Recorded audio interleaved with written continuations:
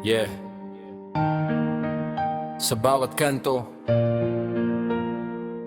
may kwento ang bayan. Sa likod ng ngiti, may tanong na kailangan. Para kanino ba ang pwesto sa gobyerno? Para sa tao, para sa bulsa ninyo? Yeah, may pangakong binitawan bago ang halalan, serbisyo sa masa, pero saan napunta ang kaban? Poster sa pader, pangalan sa bawat daan. Pagbuko sa trono, biglang tahimik ang pangalan. Kontrata sa dilim, presyo umaakyat. Pondo para sa tao, bakit tila nawawalat? Habang ordinaryong Pinoy naghihintay sa ayuda, may ibang bulsa'y lumalaki, taon-taon ang kita. Hindi lahat magnanakaw, alam natin yan, pero isang bulok na sistema kayang lasunin ng bayan. Kapangyarihan dapat hawak ng mamamayan, di personal na negosyo ng nasa pamahalaan. Boto sa kamay pero sino ang nakikinabang? Bayan ang umiyak habang bulsa nila'y umayaman.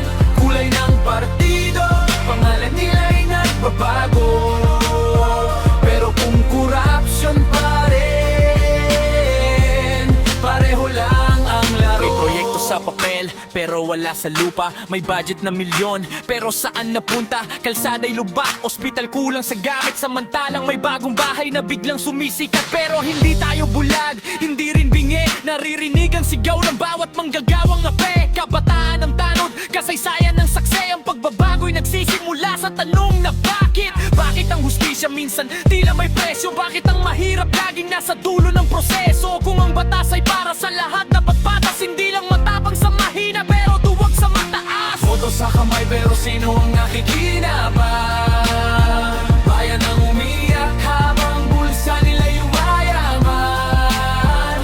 Kulay ng partido, pangalan nila'y nagbabago, pero kung korupsyon pa rin, pareho lang ang laro. Hindi kailangan ng bayani na naka-cape.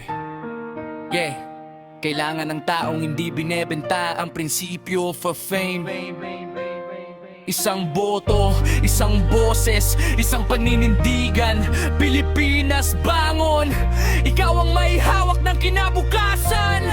Yeah, yeah. Kaya sa susunod na may mikropono sa harapan, makinig sa gawa, hindi lang sa pangako ng kandidatan. Suriin ang record, itanong kung saan galing. Dahil ang boto'y hindi regalo, ito'y tiwala ng bawat nilalang. Hindi kulay